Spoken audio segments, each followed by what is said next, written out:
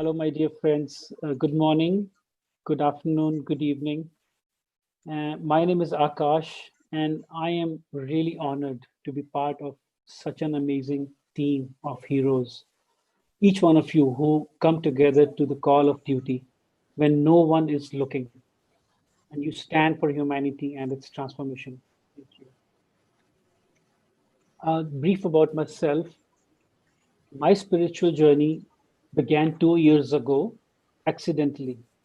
Yes, it was a hypnotherapy session or chakra clearing, which my wife cajoled me into. I must admit, I doubted every single word and concept spoken by the healer that day. But little did I know that there are no accidents and that I would be deep diving, learning, and even mastering some of these concepts. That day, a seed was sown, and I became curious to learn more about the art and science of spirituality. I really love the quote Mataji uses of interconnectedness, art and science of interconnectedness of everything. And I'm really fascinated by that fact that every single electron to the whole consciousness is interconnected. We are an ocean in a drop. I never used to believe that. I used to think that we are a drop in an ocean. My learnings include the power of thought. We can alter our reality through positive affirmations. I also am a certified healing practitioner and I aspire to teach magnified healing soon.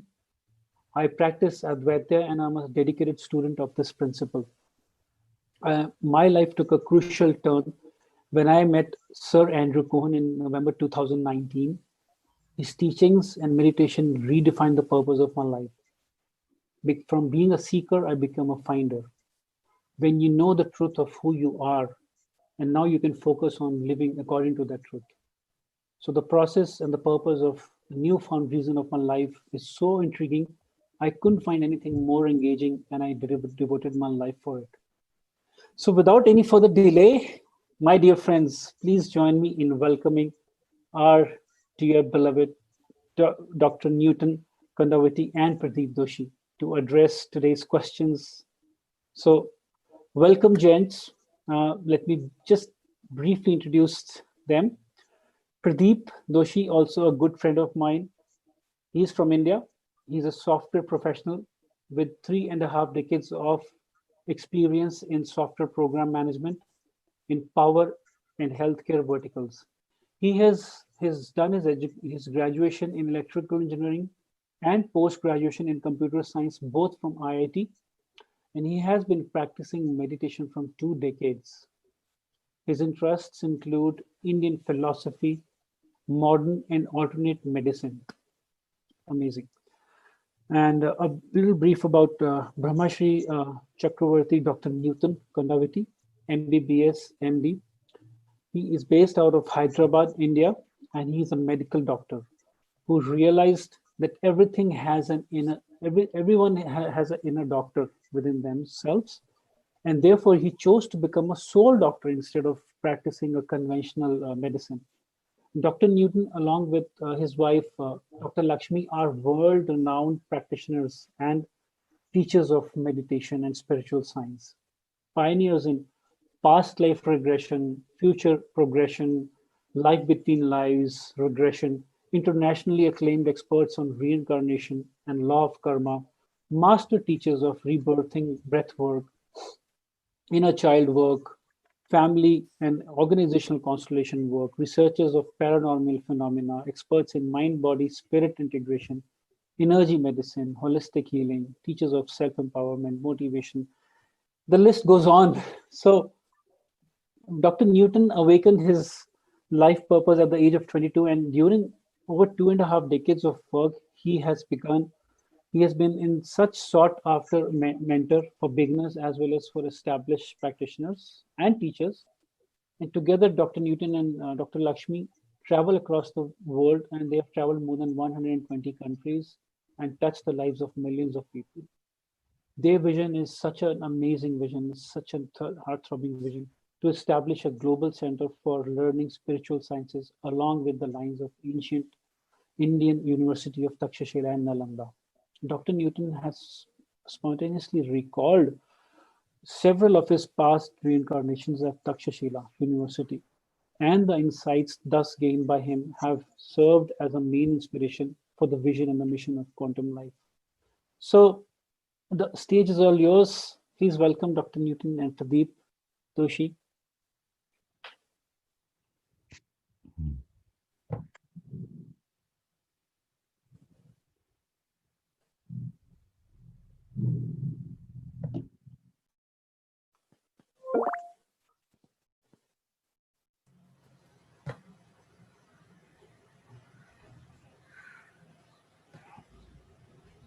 Hi. Hi, Akash ji. Wonderful, wonderful. Pradeep Very ji, nice meeting both glad. of you here. And thanks for organizing this beautiful, with the team of PSSM team, this Digital Meditation Summit China. Thank you. Lovely. Thank you, Akash, for the kind introduction. And I'm very happy and excited to be part of Digital Meditation Summit China. Thank you so much. I'm delighted to have you, Dr. Newton and Pradeep. I'm so glad. So nice to see you, and really amazing. Let me quickly start with, directing my question to Dr. Newton. Dr. Newton, um, one of the question came is, what happens to the body and the soul at the time of death? What is the process of death? Okay. Yes, Akash ji, this is the mystery for many and almost everyone. It's a beautiful mystery about the death, which is inevitable in everyone's life. And death is, I understand death as a transition. It's a beautiful transition from this physical to non-physical, from the gross to the subtler states. So what happens when a person is dying?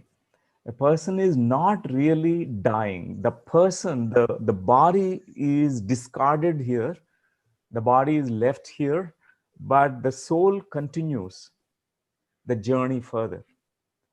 So when the soul leaves the body, that moment, the body also tries to preserve itself, tries to keep itself alive.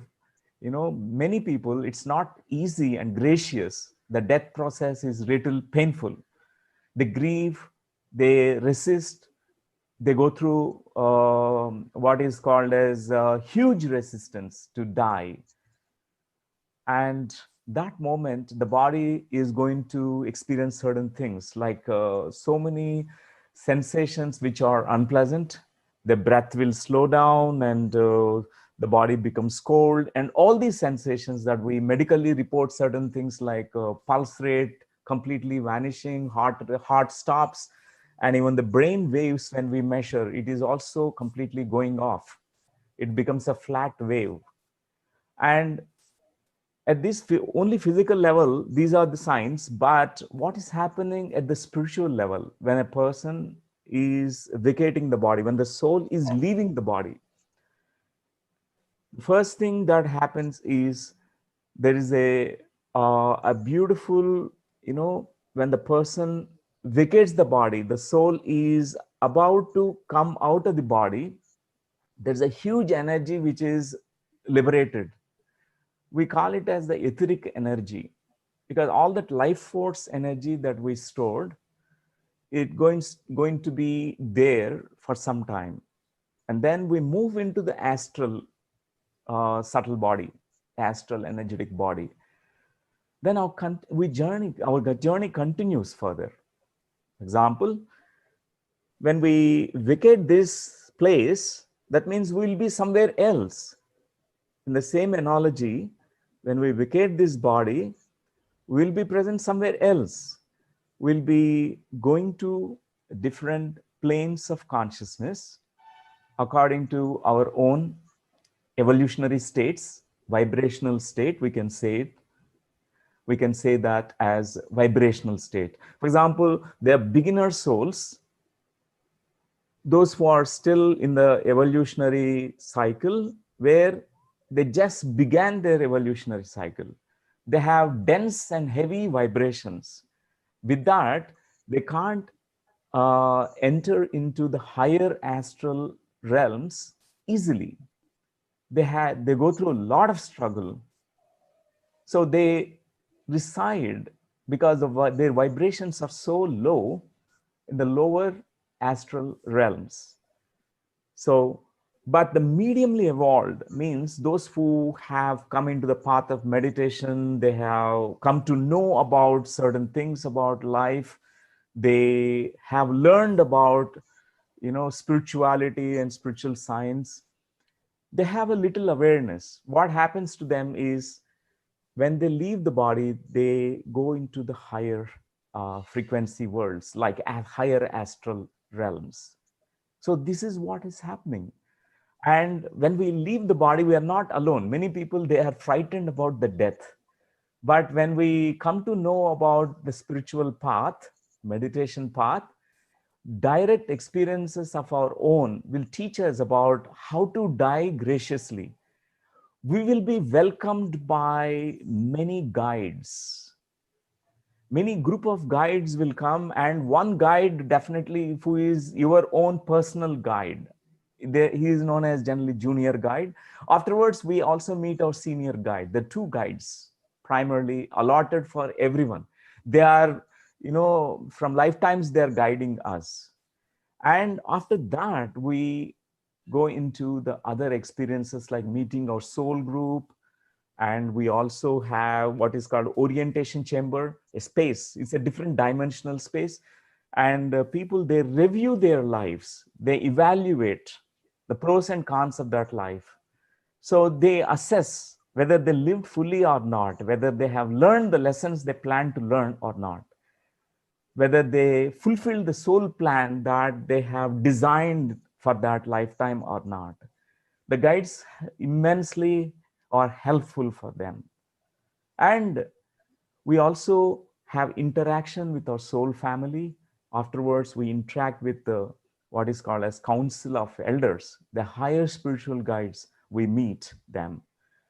And those who are advanced in their practices, like a meditation practice, self-realize, and they're awakened beings. So it's much easy, they quickly go through all these stages. They don't get stuck at any place.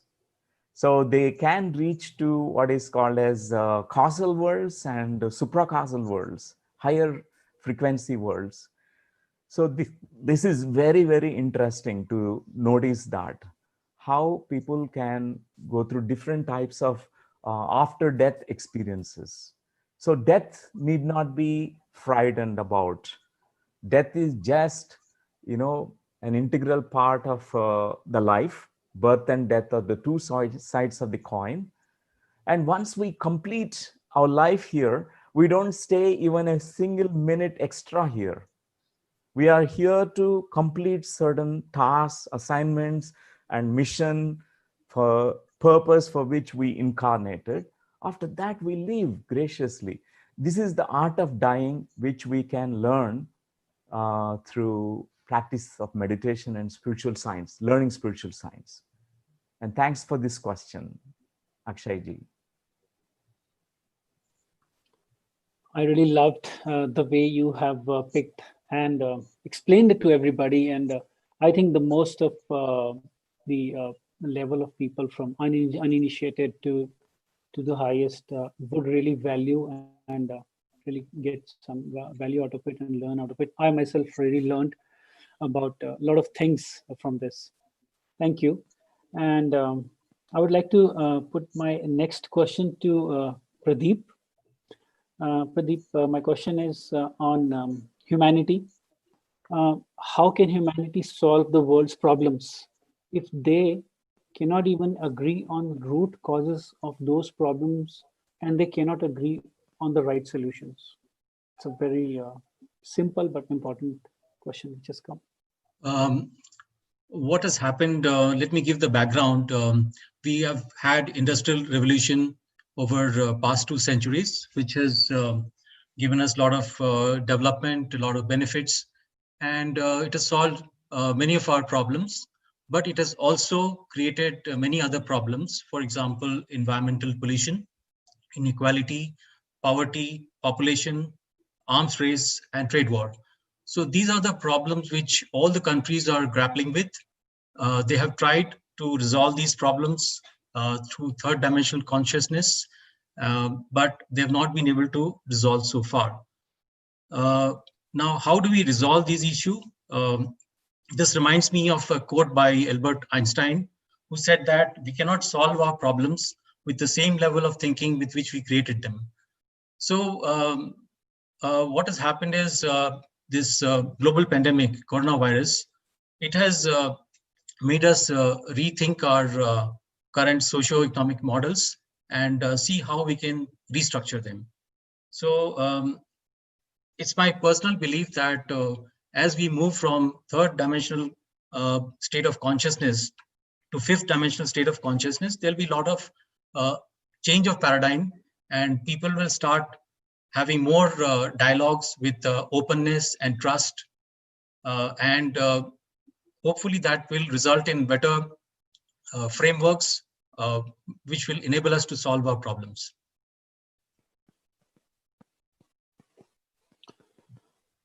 Lovely. That's very nice. I think this approach is quite integrated in the practical sense to take actions, and it really makes sense. And coming from a person who uses logic and integrating the spirituality, and gives us that kind of a forward direction. Thank you so much. Thank you, Pradeep. And I have my next question for Dr. Newton.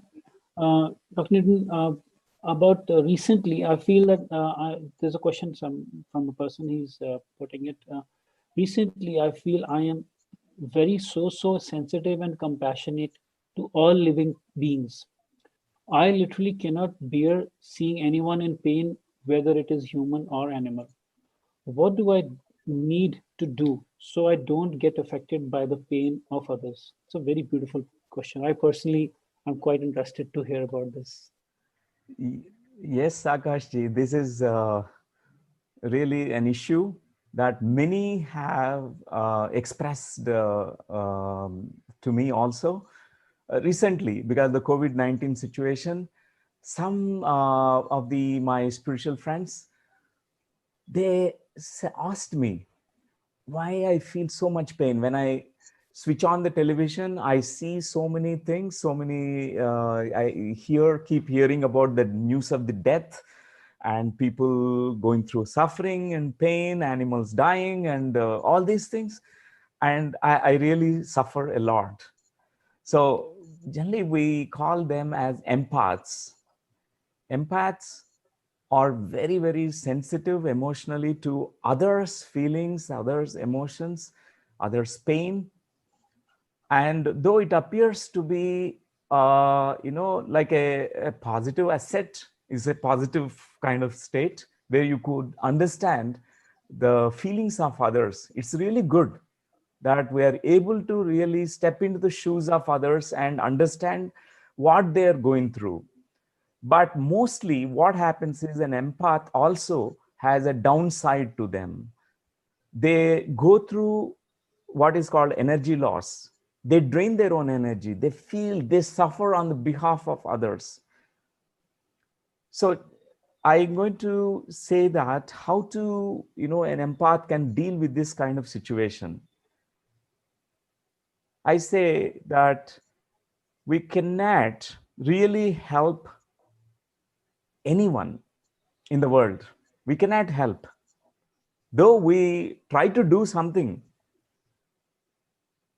because everyone has their own journey. By suffering on behalf of others, their suffering will not be lessened. There is something called helper syndrome in the world and savior syndrome. I'm going to save people, save the earth, save the planet, save people. And I'm going to help everyone, help. What I learned when I came in contact with Brahmashri Pitamaha Patriji, my guru, my teacher, how much I received, I can't tell. I am forever indebted to this teacher, the great master of masters. Because what I used to observe, Patriji, there is a beautiful line, distinction. He never helps anyone. He only inspires everyone. He only teaches them meditation. He says, solve your own problems. You solve your own issues. Be a light unto yourself. Apo dipo bhava. This is something I really observed, received from him. And initially, I was like an empath. I used to really feel suffering of others, and I used to carry that heavy burden on my shoulders, as if I'm the savior and I'm the protector of everyone. We can do nothing to anyone. We can not help anyone. Only we can help in a way that being yourself and inspire. By being yourself, you can inspire others and give the tool of meditation to others. And this helper syndrome, savior syndrome generally develops because of the conditioning process. At a very younger age of childhood, a lot of conditioning happens. A child becomes the protector to the mother. I protect you, dear mother. I am bigger than you. You are a little baby. I take care of you. We think that people are smaller than us. But if we know the grander truth that every person, every human being incarnated is a God. And whatever the potential that you have, they have the same potential. If you could reach to Buddhahood, they can also reach the Buddhahood. If you could become an enlightened being, they also can become an enlightened being. And we need to really recognize that spark, divine spark in everyone to become an awakened being. And an empath can always carry this awareness that I am interfering sometimes, I'm interfering too much. Many people, they have a tendency to give unasked advices to others. They go on, helping and serving and advising to people. It is a boundary is needed for them, a kind of beautiful boundary when you know that everyone has come with a beautiful purpose. Maybe somebody is going through the illness. It is their evolutionary journey. That illness is very important for them to evolve, to progress. Somebody is going through a turbulent relationship issue. That is important for them. Anyone who ever going through those issues and problems, they have inner resources to solve their problems. Only you can empower them. You don't need to suffer on their behalf and carry their burdens and do their homework. And dear friends, this what I have learned from my own life experience. So at this point of time, COVID-19 very spiritually sensitive. Many health professionals, many counselors, psychologists, and whoever are in this helping profession, serving profession, spiritual people, they are like empathizing and they suffer a lot. But we don't need to suffer. What best you can do is offer these tool of meditation. Meditation is such wonderful tool. You give that, teach them how to access the inner resources, the inner power that exists in each one of us. That is the most beautiful way. So an empath can always have this kind of beautiful boundary, never cross the boundary to, go and help. Sometimes art of helping is not helping. If you help, sometimes we delay their process. We also stop them in their evolutionary journey. For example, if a mother is an empath and the child is struggling with mathematics and could not solve the problems, and mother is solving all the problems, that child will never learn mathematics. That struggle is important. That whatever they process they're going through is very important. It needs to be respected. So it doesn't mean that we should not be compassionate. We have compassion. We also empathize, but don't take suffering of others. You help them by, inspiring them by being yourself, and whatever that, when they ask you your help, teach them meditation. That's the best way. Thank you, Akashi. Thank you, whoever asked this question.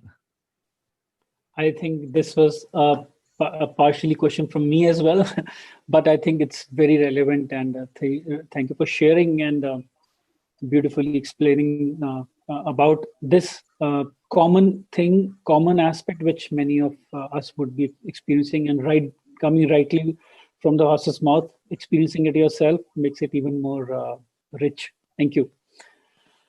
So would like to ask Pradeep another question. And again, this is a very nice one, very interesting. So I don't get sound, restful sleep and often wake up in the night. Is there any technique outside meditation for better sleep? Yeah, that's an interesting question. Sleep is a part of our daily routine. It looks very simple that we sleep and we lie down on the bed and we get sleep immediately, but it's a very complex process. Let me explain it in very simple terms.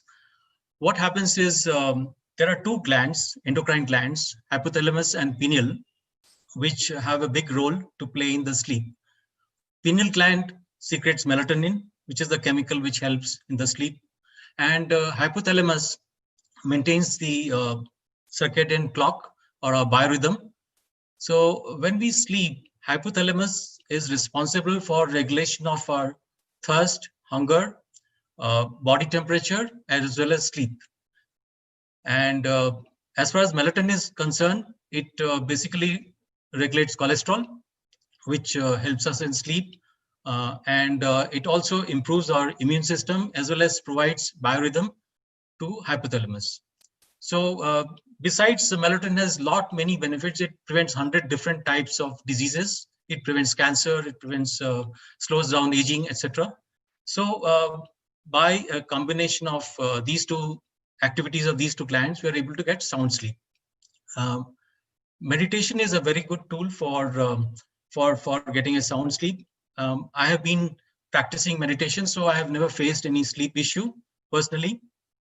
And as far as other methods are concerned, there are many other methods which can be used for getting a sound sleep. So we can have early dinner, light dinner, 3 hours before sleep. That helps. We can stop electronic gadgets an hour before sleep. That also helps. Also, we can maintain environment which is comfortable temperature, no sound, as well as dark environment. This environment also helps in getting sound sleep. So other thing is that magnesium is responsible for producing melatonin. So we can have a diet which is pumpkin, nuts, or spinach, which will help in production of melatonin. We can engage ourselves in exercises which rejuvenate our muscles and bones. We can also walk on grass barefoot. That also helps in releasing our positive charge. We can spend time in sunlight, which also helps in serotonin, which is the mood hormone. Besides this, we can have some other therapies, like we can have laughter therapy, we can have sound therapy, which is like singing Tibetan bowls. All these also will help in some way to reduce our stress, which will help in the getting sound sleep. So besides these, I feel mostly with these methods, one should be able to get sound sleep. But if these don't work, then there are some electronic gadgets which can also help in getting sound sleep. but they may have some side effects. So one should consult a doctor before taking them. One is like sleep assistant monitor, which basically slowly reduces our brainwave frequency from beta to delta. That helps in getting sleep. We have white noise generator, which will suppress the background noise, and other things like we can listen to binaural beats. We can have amethyst crystal-based biomat, which also helps in releasing the positive charge that we have accumulated because of electromagnetic interference. So I think with this, one should be able to get sound sleep. Thank you. Very nice. I really love the way you describe using the logical approach and integrating it with the spiritual angle, using both sides of your brain, both the experiences. So beautiful answer. Thank you so much. I personally have gained much from it. I'm just really loving the way I'm getting to learn as well myself. Thank you. And I would like to ask in the next question, Dr. Newton, to you. This is also on a different angle, but then again, it's talking about what are the tools and ways other than meditation that can help our beloved ones with ascension and self-realization. Okay, Akashji. What are the tools which can help? Additional tools. Number one is the primary tool for anyone is meditation. It's the most primary tool, the first tool to someone wants to be, awakened, to realize who they are and to find out what their purpose is in their life. Definitely the first and ever tool is meditation. And afterwards only comes the secondary tools. But I recommend first, no bypass, no shortcuts. The first tool is meditation. And like how I can give you an analogy of this solar system. In the solar system, there's one sun and there are many planets and moon. And there are several solar systems, and in those solar systems, there are several moons. Around the sun, there are several moons.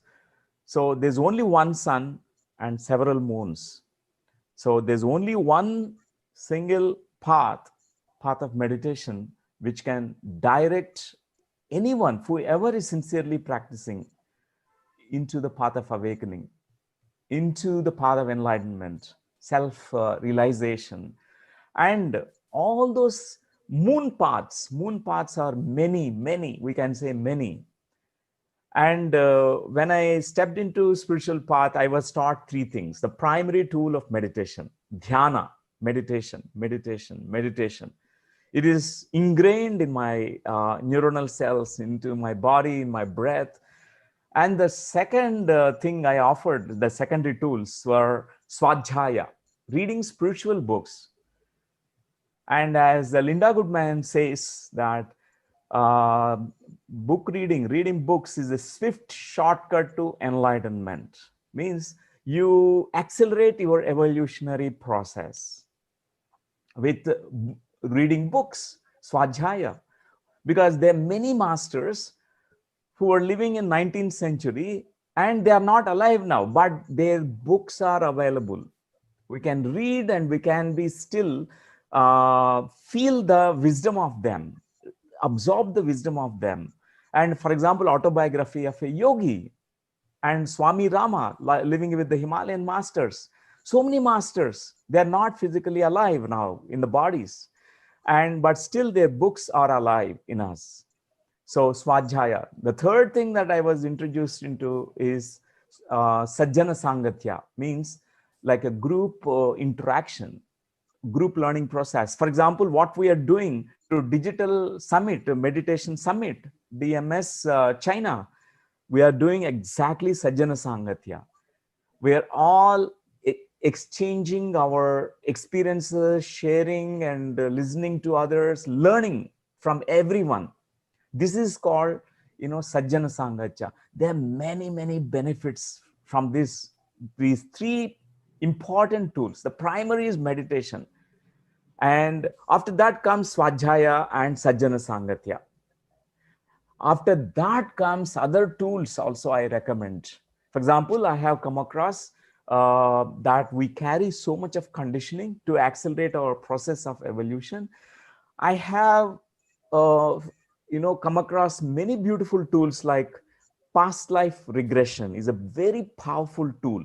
For example, we are carrying baggage from lifetimes. It is very unknown to us. We don't remember them, but still it is affecting this current life. Phobias and fears and relationship issues, and you're not able to meditate, you're not able to focus. First, what I do is I ask people to open themselves up, to decondition themselves, whatever the prior conditions they carried, even just before they are born in this life.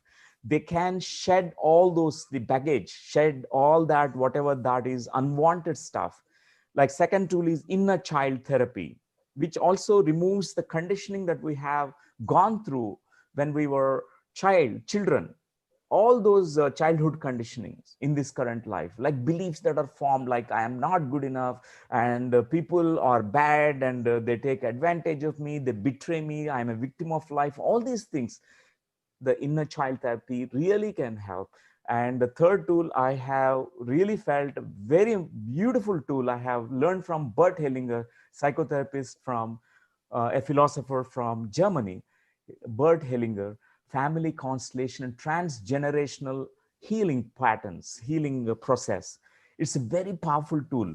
We also carry the baggage, some kind of family patterns, which are very unconsciously repeating. It is like encoded in our genes. Father experiencing colonic cancer and the son gets the colonic cancer, and it continues with the generations. And it can be changed because epigenetics, a new branch of science, which says that as you change your own perceptions, thought process, your feelings, your genes are altered. Your genetic expression will be changed. So we can do that. So this is called family constellation. This is an additional tool. And another tool is LBL, regression therapy, means life between lives regression. Means when we go back to the time when we have not incarnated, but in between lives, interim period, between past life and this current life, there is a kind of time period when you lived in the higher dimensional space where you have gone through certain experiences. It's a very powerful tool.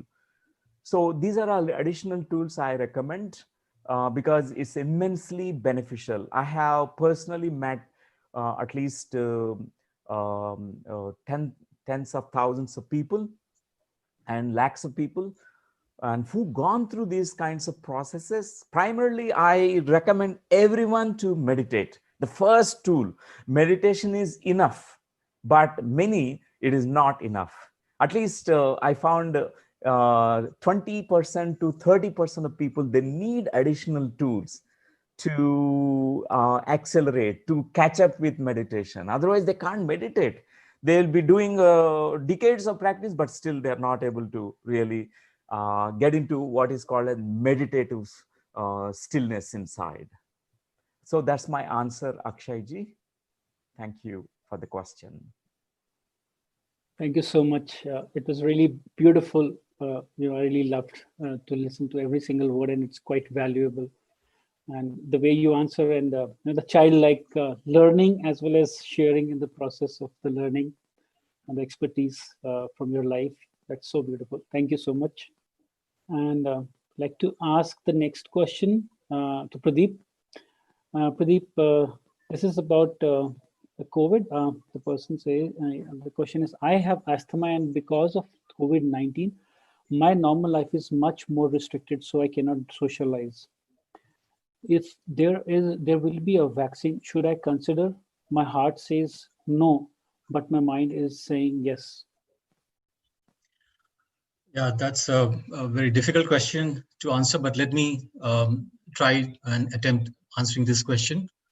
COVID-19 has suddenly appeared and put a lot of restriction in our lives, and people have not been able to come to terms with the changes in the lifestyle that it has demanded.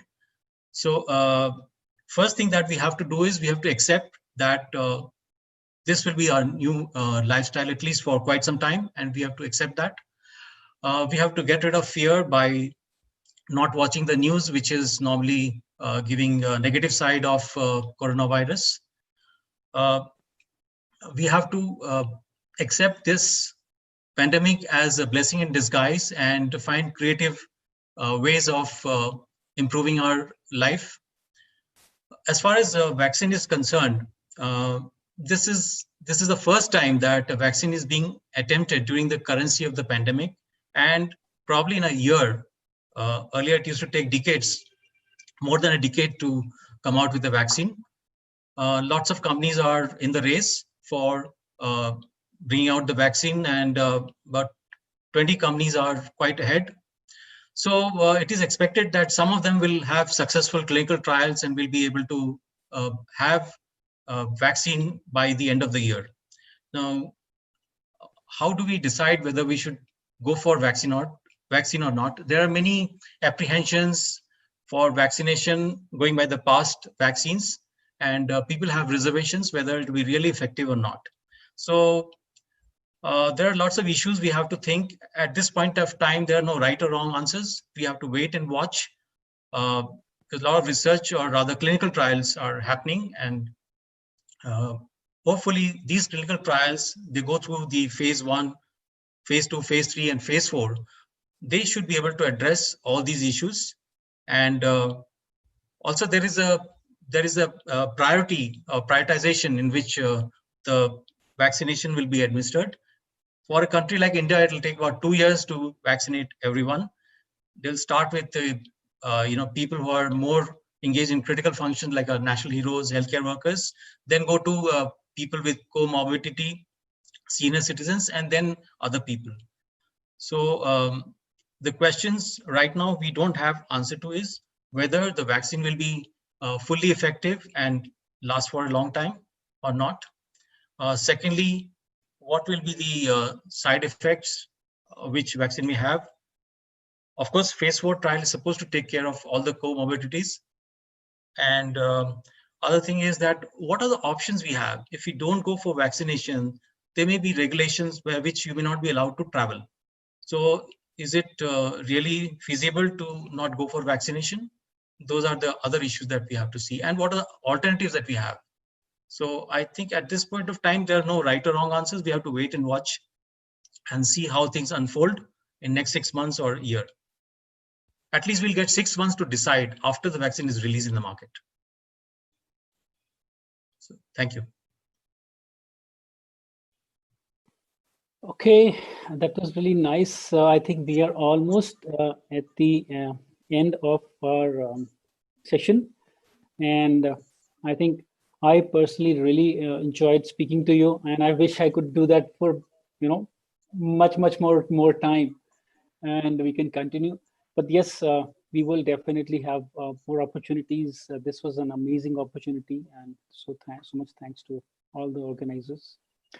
And I would really, I would like to highlight some of the answers, from Dr. Newton. My personal favorite, like you were talking about the empath, where you shared from your own life, and how one can really understand that there are lessons for everybody to learn. We cannot help anybody. That's the theme, and how it's so important for everybody to go through their own learning, and how we can be supportive and inspiring rather than being a helper, so getting into a syndrome of being a helper. So beautiful. And the answer from Pradeep was again a very nice answer, because I think a lot of anxiety around COVID has downed upon all of us. All of us have been affected in little or big ways, and there is no normalcy being seen now. It's been more than 6 months now. So I think the analysis which you have shared is very useful. It will really help all of our listeners, who can also play this back on YouTube later on. And another answer by Dr. Newton was really nice about the how our body and soul have a uh, how they are part of each other, and what happens when the body and the soul at the time of death, and what is that process. It was such a beautiful process. The first question which I asked was such a nice way that you explained that each soul has their own journey, and how do they move on, and very educative, I think. And then they meet their you know uh, council where the next birth is decided and all that. So it was very beautiful. I really loved it. And I think that we are all really you know uh, really happy that we've got such nice answers, and some of them we can dwell upon for coming days, months, years. And I'm sure this will be a life-turning event for many people, for sure. So I really want to thank Dr. Newton from the bottom of my heart, Pradeep from the bottom of my heart. Thank you so much. Thank you.